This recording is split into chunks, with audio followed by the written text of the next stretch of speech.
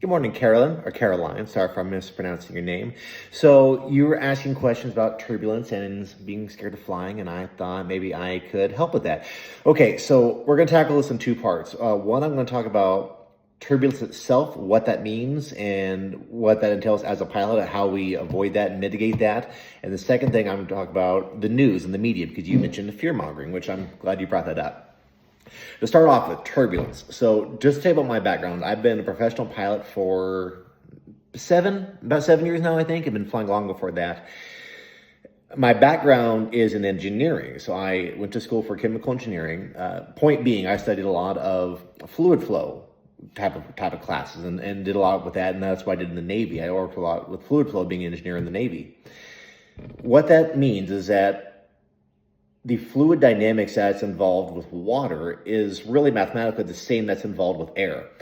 What that means, or what I'm getting at, is that if you've ever been in a boat, just a regular boat out on the lake, a pontoon boat, or a fishing boat, or a speedboat, whatever it is, you at some point have gone over waves.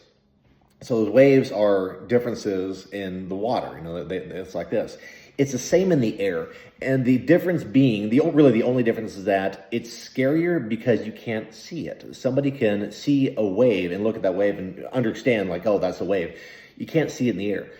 It's caused by the same factors. It's caused by the fluid moving. Just there's all this air that's around the earth, and so it moves.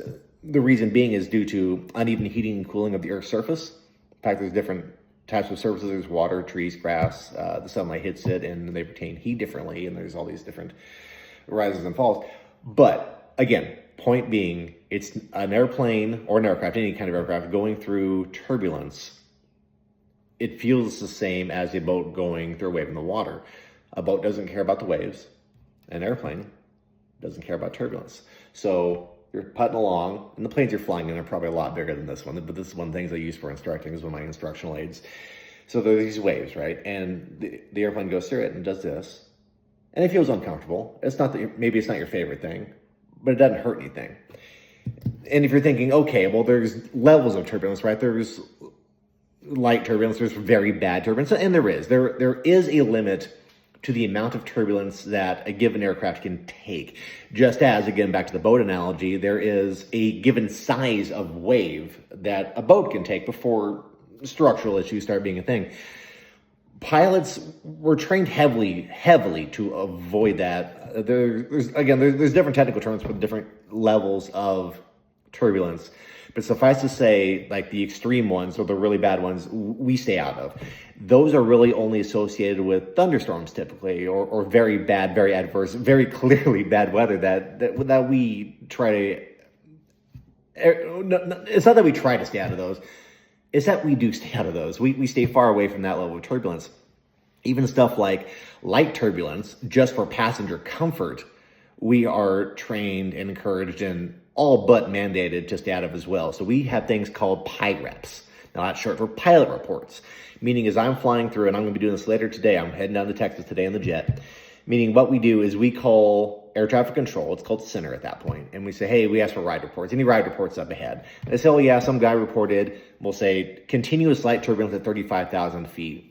And in a jet like I'm flying, we can go higher than that. We're like, all right, cool. Hey, like, can we get, 39,000 feet? And so then we climb above that layer of, turbulent air. Or if it's here, we'll go around it laterally. We'll go to the side of it. There's all kinds of different reporting options and reporting methods for this. There's PIREPs, there's a thing called NOTAMs and SIGMETs, but that's getting a bit technical. But on all these apps that we use, on all these weather services that we look at before every single flight, and while we're flying as well, we look for these things and we do everything we can to avoid them. But even if we get into it a little bit, I've got a switch up there for the fasten seatbelt sign. Just means it's going to be rough for a little while. Like I said, it's uncomfortable flying through the turbulence. Most people don't enjoy it, but it's nowhere near any kind of structural limitation for the plane. And there's all kinds of redundant backup systems for everything in flying. Second bullet point, you mentioned fear mongering in the media, and that's one of my favorite rants to get on. So I'm actually glad you mentioned it first, because when I say it first, I feel like a conspiracy theorist, and I don't want to come off as crazy. However, being an engineer, what I can look at are numbers. There was a statistic that I read just a week or two ago that gave a breakdown of aircraft incidents, and to put it bluntly, that means crashes, within we'll say the first quarter of each year for like the past like 5 or 10 years, whatever it was. And the first quarter of 2025 is actually has had fewer aircraft incidents or problems than in previous years. It's actually lower for the first start of this year than the previous years. And you're exactly right. You hit the nail on the head, Caroline, when you said fear mongering. The media loves to sensationalize, all of them, all sides, political spectrums, all of it. That's not my point.